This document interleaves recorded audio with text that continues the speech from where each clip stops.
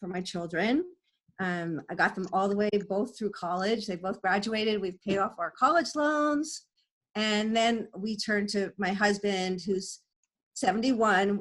At the time he was 60, and we decided, my goal was always to help him retire. He woke up at 5 in the morning and he drove in LA rush hour traffic. And so my goal was to make enough money in my business to get it to the point where he could retire into my business and we could work together. And that happened 2 years ago.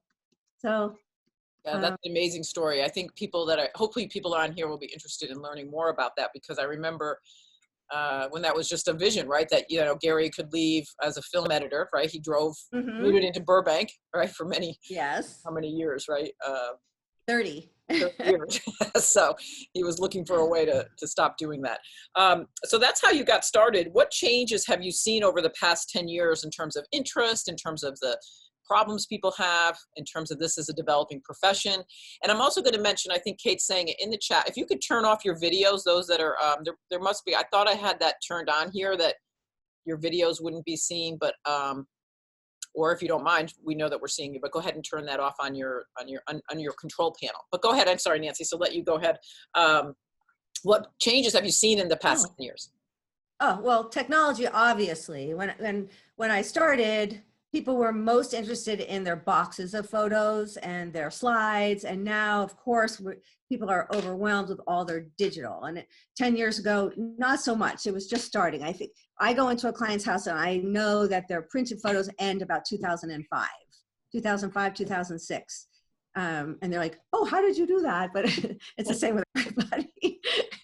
And so in the beginning, people were interested in their printed photos, and now it's everything. They're just overwhelmed with everything, especially the people that have been historians of the family. So they have their grandparents or great grandparents, they have their baby pictures and growing up, then they have their children, and now they have grandchildren. And so they've got half digital, everything is everywhere. And people call and they tell me the same story, like it's the first time I've ever heard it. And they all say, I'm overwhelmed. So 10 years ago, they were overwhelmed, but not like this. And then technology has taken over. But in this business, we started 10 years ago, and we were making it up as we went along. We were inventing the wheel. We weren't reinventing the wheel. We were all helping each other grow this business and figure out what were the best practices and how do you help a client and how do you charge and how do you,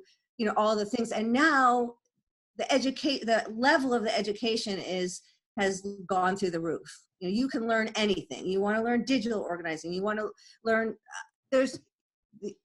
we've all helped each other grow the professionalism of this business to a point where it's amazing.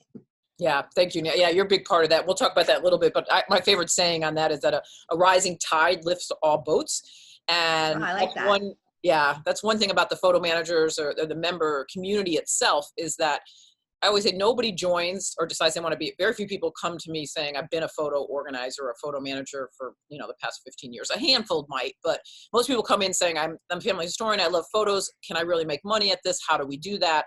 And then, like Nancy's saying, in the beginning, everybody was trying to figure that out. But now we have plenty of tracks to run on and proof of concept. And, and so that question is, when Gary, you mentioned that he joined, what is it? So how do you guys split your experience together as a business, co-owning a business together? What was kind of the kernel of that idea? And then I also love a little bit about what a typical day in the life of Nancy and Gary looks like right now. Well, the goal was for us to make enough money so that he could retire. And so he does a lot of the money generating activities. He does a lot of scanning. So he does photo scanning, and album scanning, and slide scanning, and he's used to sitting in a chair and working all day, and so that really is what he does when he actually ends up sitting. He works. And I do more of the people facing activities. So I work with clients and I talk to people on the phone and I do the invoicing and the people part of the business. And he told me yesterday that would make him crazy. He hears me talking on the phone and dealing with people. He goes, I'd just shoot myself if I had to do that. And I would shoot myself if I had to sit and scan all day or work on, sitting. I can't sit in a chair for that long. he, So he wouldn't even pop his head in and say hi, right? He's like, camera. no, he's not. No, I mean he would, but you don't want to see him.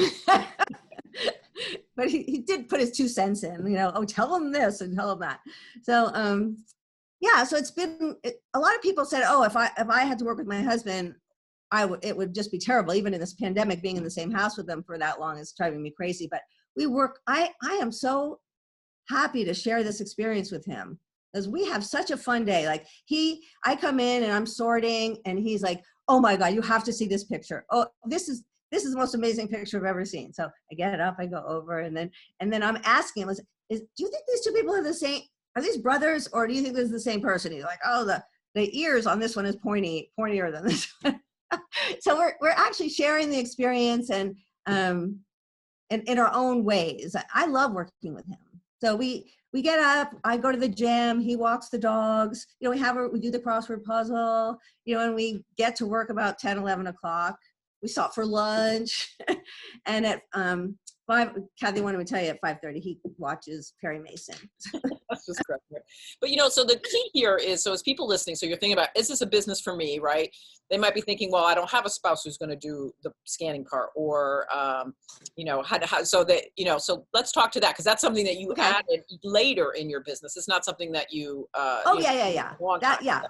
later only. And actually, I have the nice thing about this business is that you can do whatever your strength is, and there's plenty of other people who will do the rest. Right. So I'm fortunate enough that he scans, but there's plenty of other members and people I know. If I needed scanning, I could go to them, and they come to me. I don't do digital books, but I have people. So I collaborate with people. Someone does my videotape transfers, and we collaborate. I have a historian that I work with for life stories. So in some ways, one of the things I always stress in the training I do is that you're more of a project manager, right? So if a client, most clients come to you with huge collections, right? They have boxes and boxes of printed photos. They have old home movies. They have their digital photos. They have multiple devices, different phones and stuff. You're not all behind me. Yes. Yeah, you're not managing all of that. You are doing the parts that you have chosen to do in your business, right? And then you're outsourcing the rest is what exactly. Right? Exactly. Now, with a good client with a big project, they're sending their film to me and their videos, and I'm taking care of that for them. I'm bringing it and I let them know, these are the things I do in house, and these are the things that I have that I collaborate with. So, and I will be the one. I am not mailing anything. I'm going to hand carry your film over to Pro 8mm in Burbank, and I will hand carry it back. And I would trust them implicitly. So. Yeah. And what's important to know too is that, like somebody like Pro 8mm, they're a partner of ours. They're a member of the photo managers. We've known Rhonda, and we have lots of partner memberships all over the country like that, who we have vetted, and we know that they have the same kind of interest that we do in quality, right? And they also give you a referral nice fee, or they give you a nice discount that you can either pass on to your client, or most likely, I would think, it's a referral. It's between you and Pro 8, and it's a way for you to earn some additional revenue, right? Exactly. Yeah. Okay. So let's see. So who is your ideal client, Nancy? So as we do this, again, ask questions, and we're going to be doing that. But as you, so each person has what we call your ideal client. And I talk to so many of our members, and I always ask this question, and it's a pretty diverse answer a lot of times, right? Again, based on your interest. And you may not know initially. So I guess that's a good question. Did you know who your ideal client was at first? And then once you determine that, who is your ideal client? I've been thinking about this question. It's a good question. My ideal client is someone who already knows, who knows the answer to why they are doing this. So I don't have to, I don't want to convince anyone to do this. This is something they come to me, and they understand the value of having their photos organized and scanned and backed up and available to their family. So I think my ideal client is somebody who understands the value of having a professional help them do this. I don't, they don't say, oh my gosh, I could do it myself. Well, yes. And people call me and they say, they say that, and I will recommend a scanner, and you can use your teenagers. I mean, I will talk to someone for a half an hour about how they can do this themselves. If that's the client if that's who they are. I want the client who wants me to help them do it. Right. And I don't have to convince them. So and that's something that so when you first start, is that been a growth process as a small business owner? Yes. Right? Yeah. Yes. I did a lot of networking, which was great because I learned how to talk about the business. And I learned how to collaborate with other people, but I started with like chamber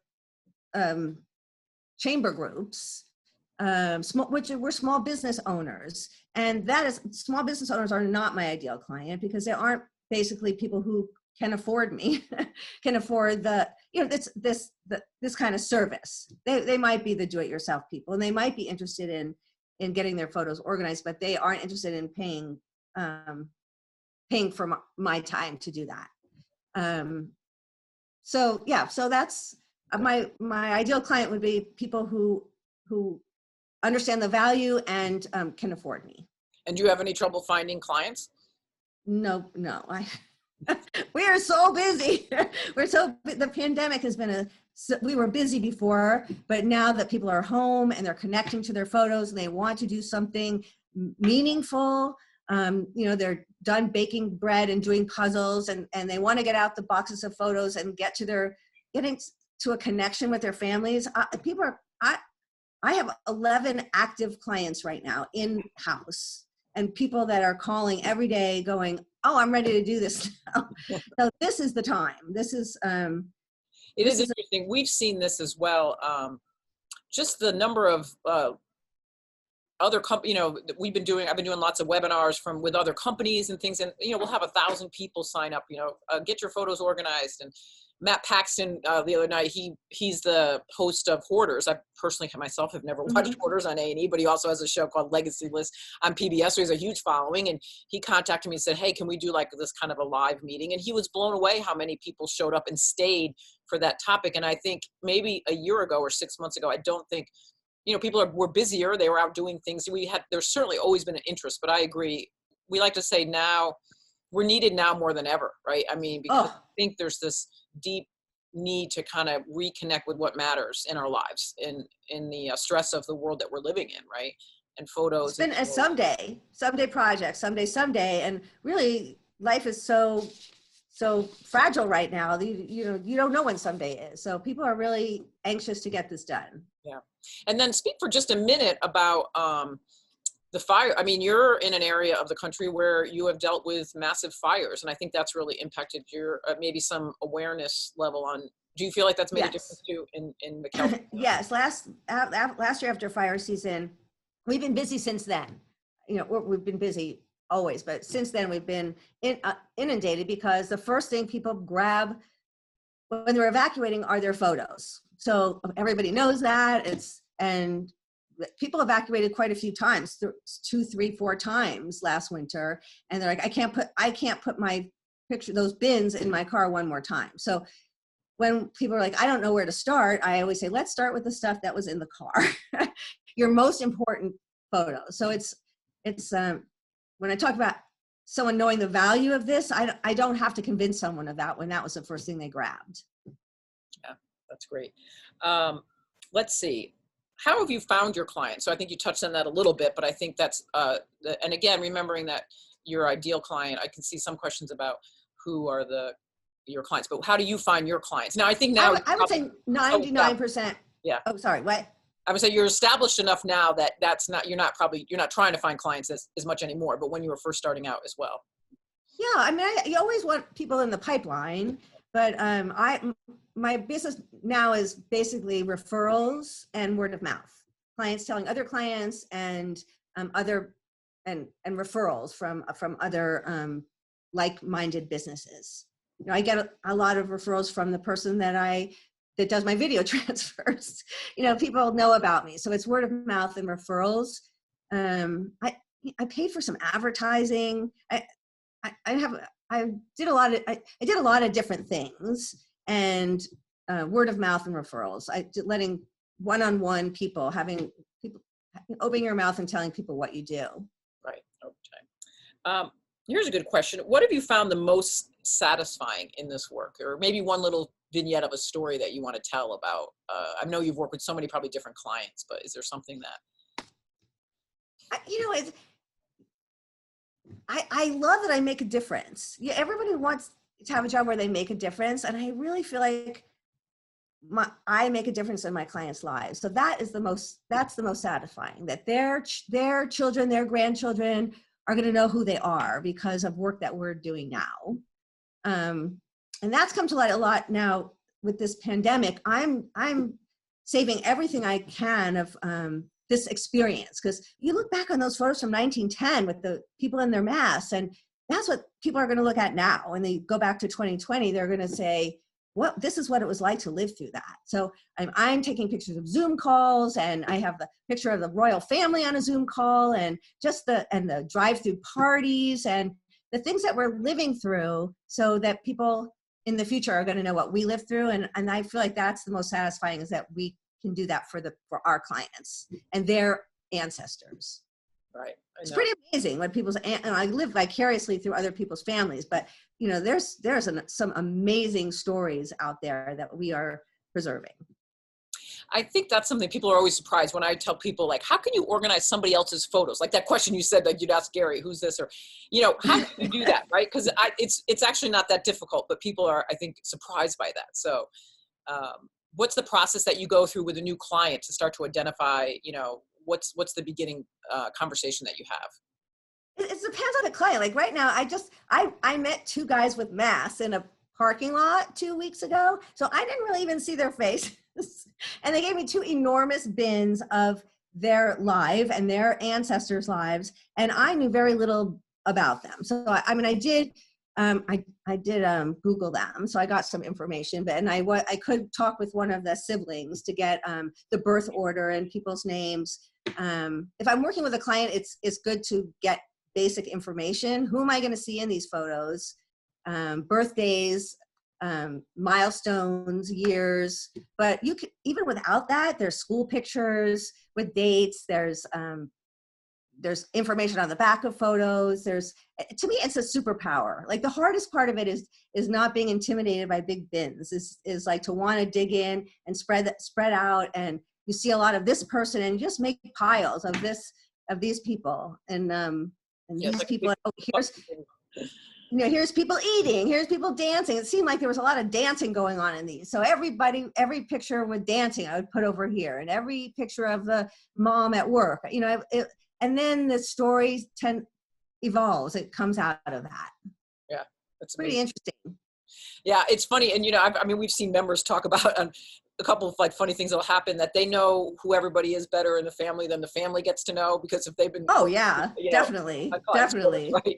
And then also a couple times, I think somebody, maybe you have two different clients and you had no idea they would know each other, and you go through photos and you realize, oh, this is my client Mary, like at a party at this client's house or something, right? And that's where our code of ethics come in. For those of you it's very important that we, as a member, you agree to our code of ethics. This is confidentiality is very important, right, Nancy? These are, yes. I know you work with some, you've never told me, I know that you work with some very famous clients, right? I sign non-disclosures, but really it's just understood, even if I don't sign a non-disclosure. Yeah.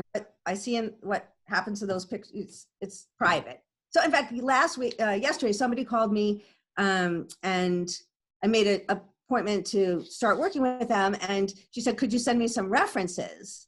And I don't usually have to, I've never really had to do that before, because they hear about, I said, well, how did you hear about me? And she actually heard about me from the photo manager's website. And she wanted references. Like, well, I can send you testimonials, but I can't give you the name of any of my clients.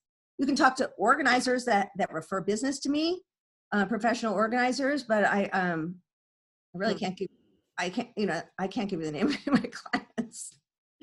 Interesting. Yeah, I never knew. That's a new story, but that makes sense, right? Again, so our best practices, which we have on our website as well, that we've like Nancy said, these are things that we've developed over the years. The whole community itself, just many other members, just like Nancy, focusing on different things, but what are issues? And one thing I have to compliment our organization is I've never gotten a complaint personally to us, the photo managers. And our certification, we only list certified members on our website right now for where people will find you. And you do get, many of our members get leads from the website, but that was important as well, that you've been gone through the training, that you're certified, so that, because we want to make sure the professionalism of this business, and that people know that you're hiring a true professional. So, and it reflects on us all. Yeah, right. Exactly. Right. Exactly. One person could really make a big impact. Right. What advice would you give to somebody thinking of starting out? What advice? It's the same advice I would give somebody that's organizing their photos, is just to start. Starting is the hardest part. I know when I started SoCal Photo Solutions, I had already been organizing photos for clients for so many years, and I was so intimidated by starting a business. I have to have a website, and I have to have a name, and I have to have business cards, and and all that evolved. I think just starting, working on your own photos, working on your friends' photos, taking clients in and learning. Gary's advice to everyone was to be a perpetual learner. Yeah. So I would say just start, and you don't have to be, you can't be totally prepared before you start. There's no way. You have to gain experience, and you have to learn from other people's experience. So you can't just know everything before you start. Right. That's the best advice. And I used to say to clients when I was working with clients, and I'm sure you have too, is I don't know the answer to that, but I'll get you the answer. Or I'm not going to maybe charge you for my learning curve. If there's like something that you need to learn, then, you're using their photos or their process as part of your process. And so, and people, I always remember my accountant saying to me, I had a question about something, I forget, but I just remember her always saying, well, I don't know the answer, but I'm going to check with, my friend, other CPA. And I was so glad that she knew somebody else to ask the question of. I never once questioned her skill set because she didn't know the answer. I think most people are like that. So I think a lot of new members get caught up in this idea of, I've got to have all the answers. Or what if somebody asks me a question I don't know the answer to? We can guarantee you're going to get, especially with technology. I mean, my gosh, it changes and nobody tells us. Like if Apple is going to change how their photos, they're not going to like send us a note so that we're prepared ahead of time. You'll find out just when everybody else finds out, right? So the only difference is that we're trying to stay as much ahead of it in terms of the training we offer at the photo. We'll do webinars, and we have members who become real experts. Like I have a webinar coming up. We haven't even announced it, in November. One of our members said, I feel like people don't really understand Amazon photos as well as I do. Would you like me to offer a webinar just to our members on why I love Amazon photos? This is Casey. And I was like, absolutely. So we have a webinar tomorrow on one of our members who's a real Lightroom expert, and 10 reasons why he loves Lightroom. So these are free resources that we offer to our member community only, all the time. And it changes constantly, right? Because it's just changing, technology changes so rapidly. So just a little example of that is that during the fires, I had a client that had fire damaged photos, and there was a video on the website on water damaged photos, which I watched, so that I didn't guarantee or anything, but I did end up watching the video and using the technique to fix these photos, and called her up on the phone. She said, call me anytime. I would love to share my knowledge with you. So I think we're all there. We're all there for each other, right, in that way. All right. Well, this has been great, Nancy. So now I want to turn it over to the questions. So Kate was going to text me some of these questions as well, because it's really hard to look at a screen and read a chat. I've learned at the same time. Otherwise, my eyes go all over the place. And while we're doing that, we're going to actually, Kathy, I'm just going to pop in. It's Kate. I just wrote them down, so I just thought I would pop in and ask them. It just seemed easier than. And I'm going to hold up just for a moment the power of this. Let's see, play from current slide, right? You can see this, right? Yeah, yes. So we have some offers that we wanted to, to thank people for watching. So we're just in a minute, we're going to start answering the questions, but we know we need more photo managers. We know it's a great business, and that's why we're doing this. So there are some incentives, ways to help you consider joining us, because we'd love to have you a part of it. But in the meantime, we'll go ahead and let Kate go ahead and ask Nancy questions. And Yeah, and I just want to reiterate everybody that we will be sending you an email with the recording of this presentation or this webinar, and we'll recap these offers as well. So don't feel like you have to get this down. It's not the only time you'll see it. We'll get that out to you by tomorrow. Yes, I so. should have downloaded Nancy, this ready free for some guide to questions? identifying your I know. I answered. That's all right. And I was kind of half listening. So if you're repeating something that you already talked about, sorry about that. You may have answered some of these already. So first question was, what equipment did you get to start, and how much was that investment? I know for you it was a number of years ago, and things have changed. I'm so glad you asked that question, because Yeah, that was one of the things Gary wanted me to talk about. Yeah, especially for scanning, people are always kind of like, oh, what do I need to start? So thoughts on that would be great. My thought is, don't buy stuff for scanning until you like to scan, because because it can be very tedious. You might be the kind of person that like Gary, that doesn't mind sitting all day and doing that, but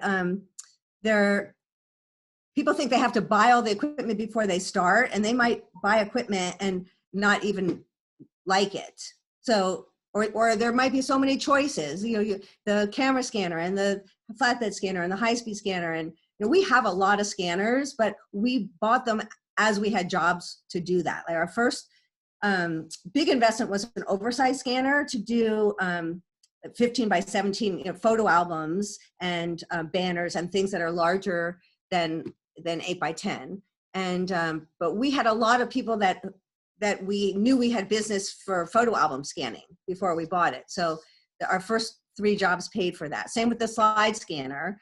We had a big slide job, and we had been farming out our slide scanning. And when we got this big job, we're like, well, this is going to pay for the slide scanner. Do we want to own a slide scanner? And we decided we did. And so we just accumulated things as we went.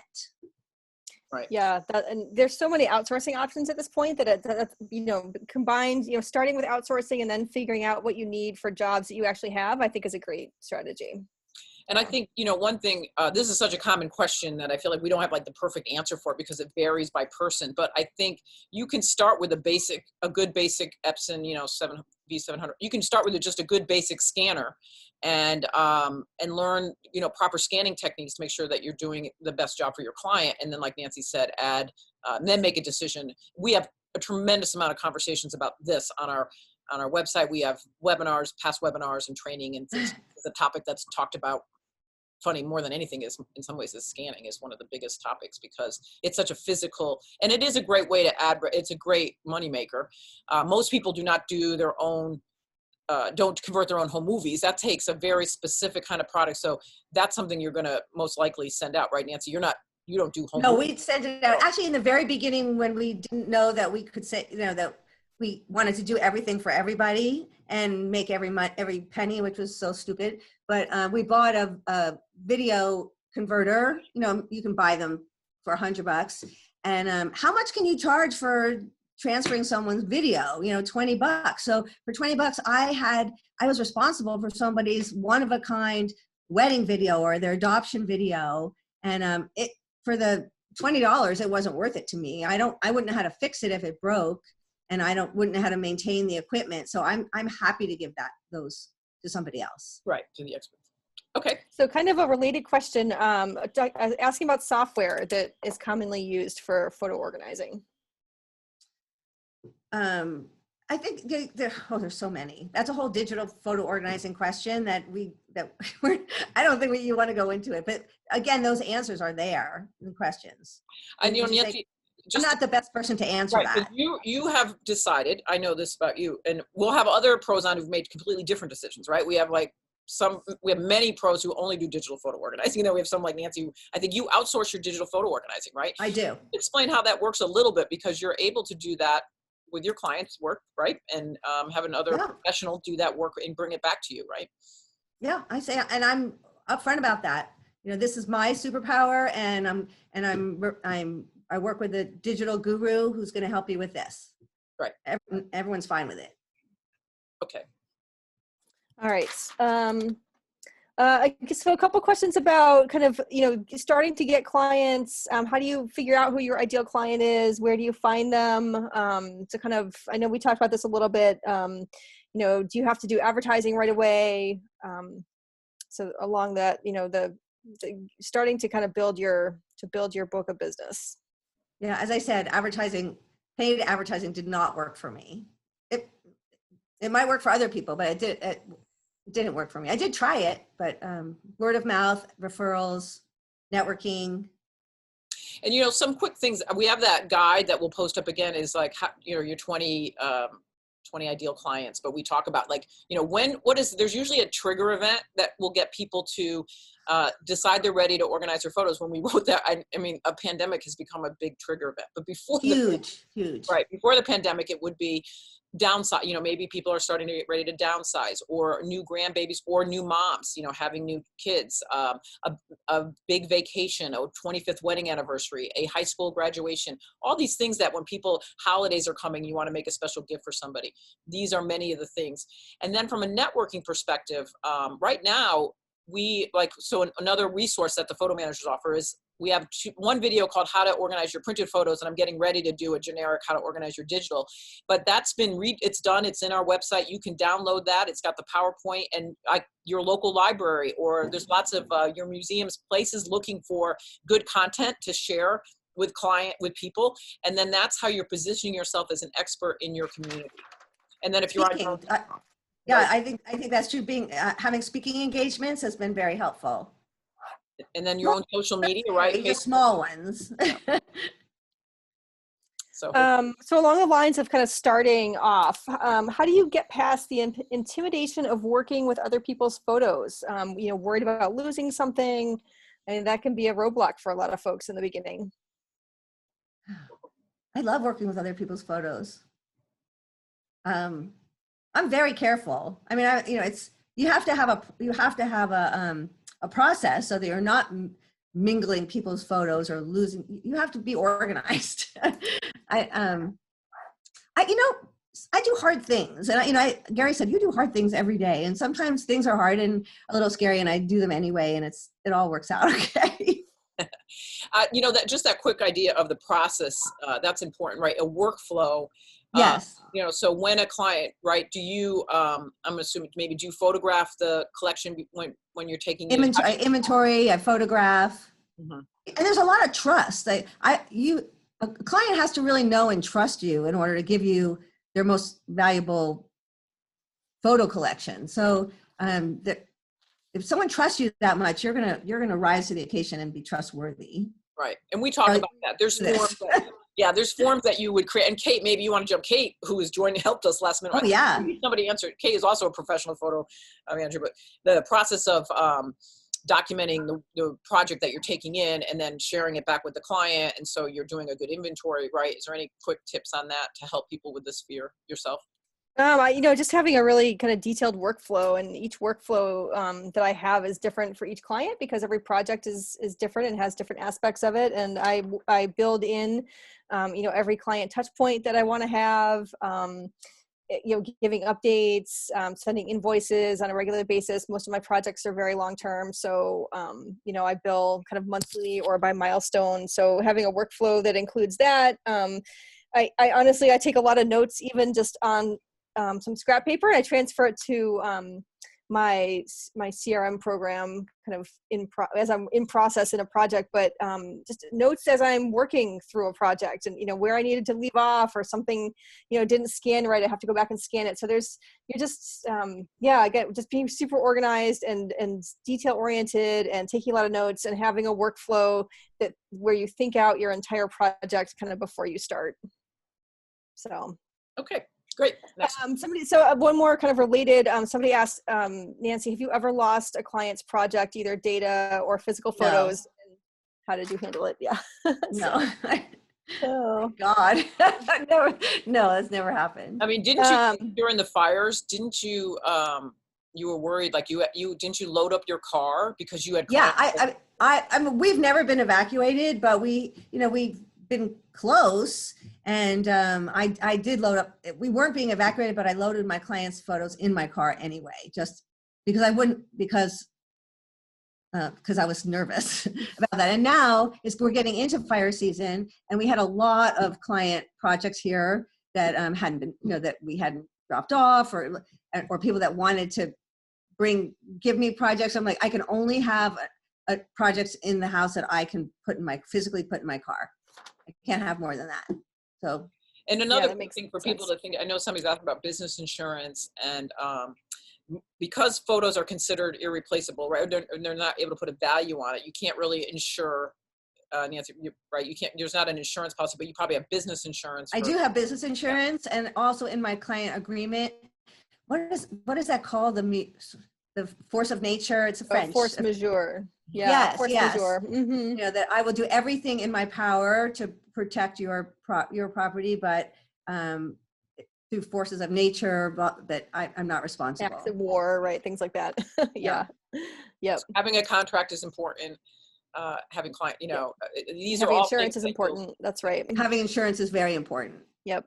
And a contract, and your client's trust. That's right.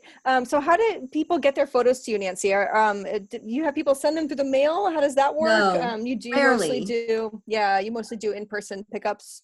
Yes. Yeah. I have one client that's been FedExing client photos from Santa Barbara, but that was his idea. If someone is not in my area, I usually refer them to somebody who is in their area with photos. And so I pick up and deliver. People come here. As I said, now with the pandemic, I met these guys in a parking lot, in a gas station parking lot. That was kind of funny. I didn't know who they were. They ended up being celebrities. I know Adam and some of our other members, though, they have clients will ship their, they meet him through, Facebook, and they'll ship their photos as long as they're using like a signed delivery, right? If you're going to ship them, you probably made sure that you were signing for delivery and things like that. So that is an option, but mostly I think it's an option. I don't do it. You don't do it. Okay, I got a couple questions about pricing. So we all have questions about pricing. I do too. So how do you figure it out? Has it changed over time? Can you kind of just from a high level perspective? Obviously, we don't need to go into details here, but kind of how have you approached that? I think the hardest thing in my business was charging what I'm worth. And that's a subject we all talk about, because we're used to charging per hour. Like, this is how much money I want to make per hour. But if you in your field, you are a Lightroom expert or a Photoshop expert, you're charging for your expertise more than your time. So anyway, when you're charging for time, you also have to factor in all the things that Kate was just talking about, your process, your workflow, your inventory, your invoicing, your time getting clients. And there's a lot of unpaid time. Unbillable time. So you want to factor that into how much money you want to make or you need to make. Yeah, I'll jump in and say that there are a couple of different ways that I know photo managers approach it. Some people have packages, and you buy a package of hours. And I do. Yeah, so you've got packages. Some people just charge an hourly rate and give people an estimate for a project.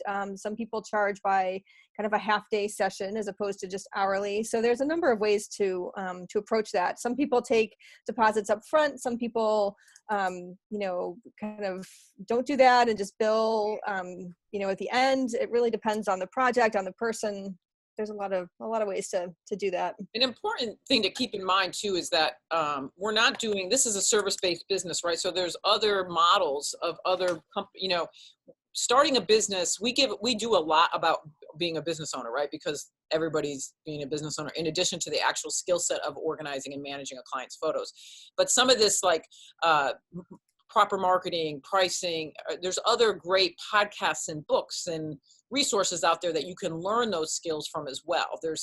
So the skill of photo management and photo organizing is real specific, but some of these other skills, we bring them in and we have these conversations again, like Nancy said, all the time.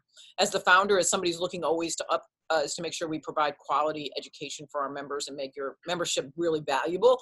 I actually sent out an email. We have 9 members who have volunteered to speak on their inventory their pricing strategies, and I'm looking at doing, I haven't decided, there's so much good material. I realize we can't do it in one webinar. And so this fall, I'm actually going to be rolling that out. These things all get recorded. And again, it's changed, I think, over time. So I know this isn't giving anybody a specific answer, but just so you know, these are not on questions that aren't being asked and networked and talked about all the time. The one thing we try not to do is talk about the actual dollar amount per hour or per package because of price fixing, theory about that. You can talk about the individual, but we don't put it out ever publicly on like in a group setting, because also you'll charge based on where you live, right? So Nancy's in an affluent area of LA, right? So your fees might be higher than somebody who's a member in maybe Kentucky, or I know even in the state of Connecticut where I'm from, my rates would vary when I was working in the Hartford area compared if I drove an hour and a half to Lower Fairfield County, which is the Gold Coast, where the wealthiest people in the world live,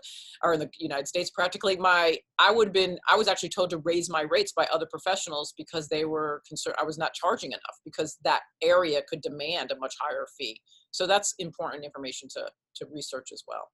And on a related note, I'm just going to answer a question that just popped up in terms of how long it takes you to learn how long projects take. How do you start to estimate, what your time is going to be for a project, whether or not you're charging hourly or by package. And Nancy, you probably don't do this anymore, and I only do it occasionally now. But when I started, I timed everything that I did. How long it took me to scan 100 photos, how long it took me to go through the Lightroom process, if I had to do some Photoshop editing.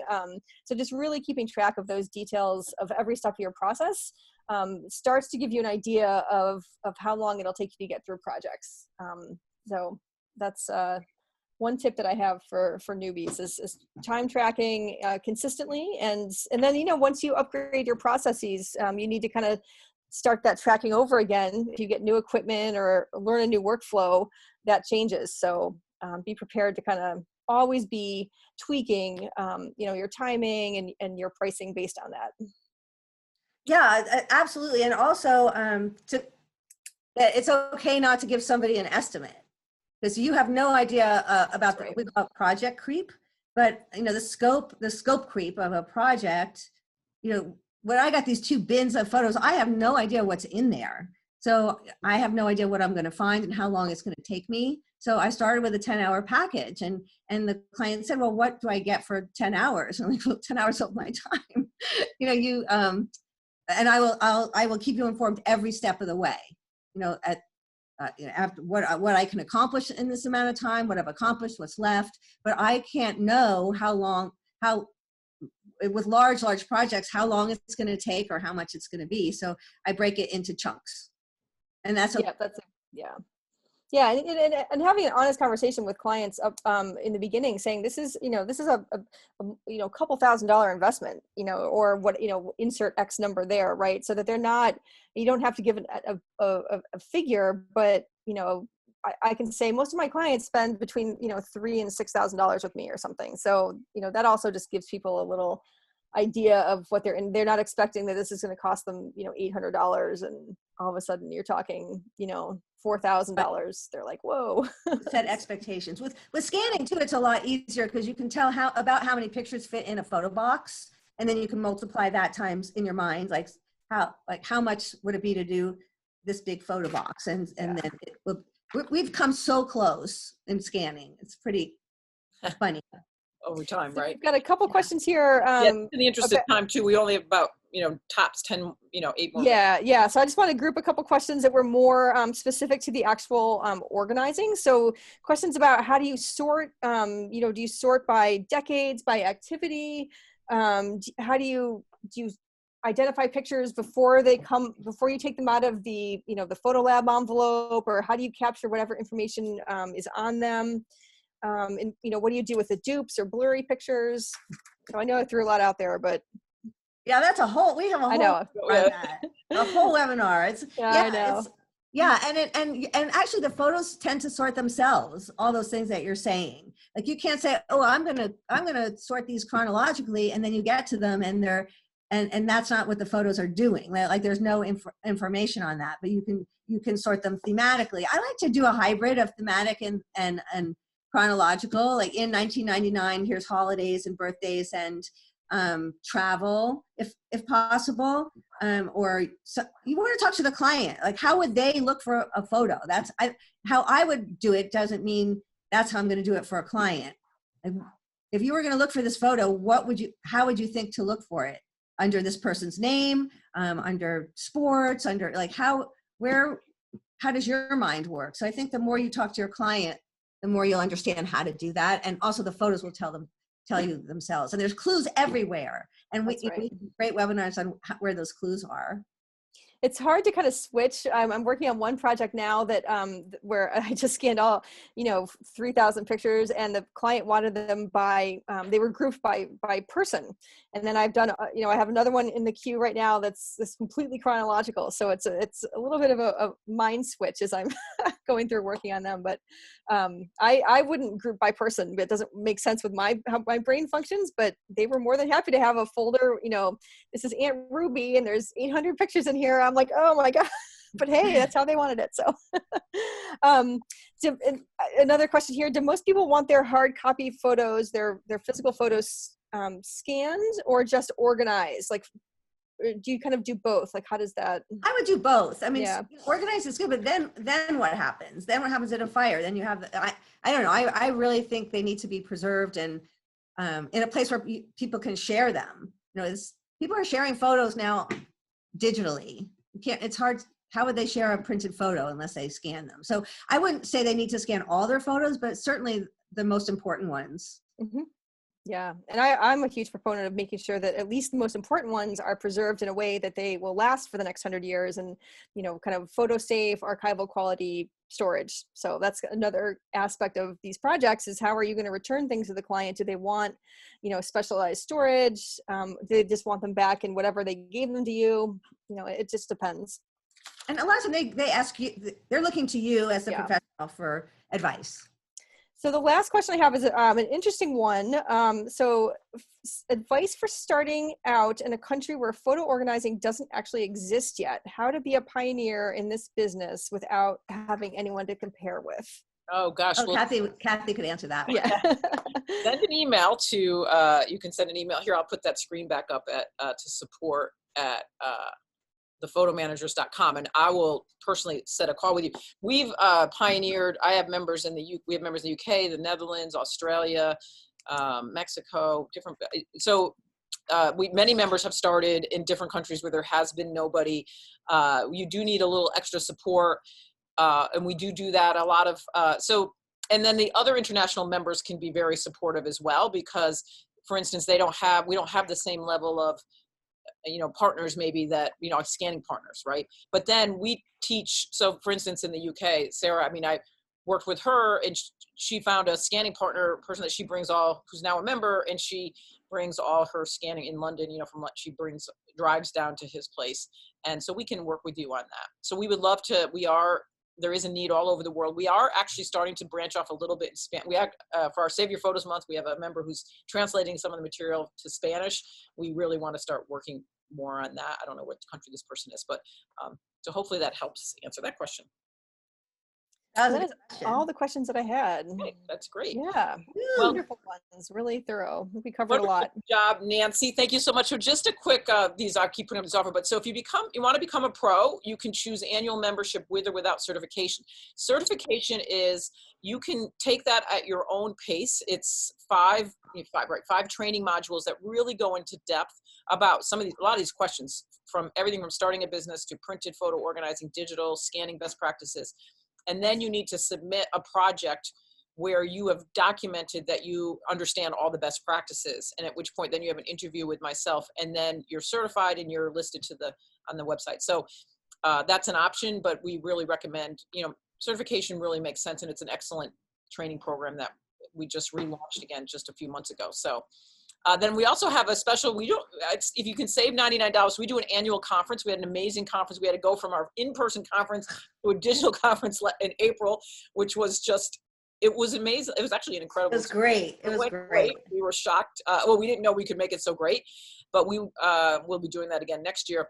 There were 3 classes from that. We sell, you can buy all of the classes from the web from that. You can find that all listed on the Photo Organizing Academy, but I picked the 3 best classes for new members that I felt would be really helpful. And I normally that'd be $99, but you will have access to those for free by putting the coupon code SAVE $99 if you join. And then we also have a course that if you're interested just in getting your own photos organized, you're not ready to jump in, you can save $25 on the courses that we have. So I just wanted to mention that. We'll send that again out in the email. But other than that, I'm just thrilled that we've had a good number of people, 50 something people have stayed on. I hope that thank you, Nancy, so much. Yeah, this is fun, actually. We'll be doing this every month and with different members. So you'll meet lots. So if you like this format, join us again, because you'll meet different members who have very different stories and different backgrounds to share. So, and from different parts of the country. So thank you, Thanks, everybody. Kathy. Okay. Thanks, Nancy. Bye-bye. Have a good day, everybody. Bye.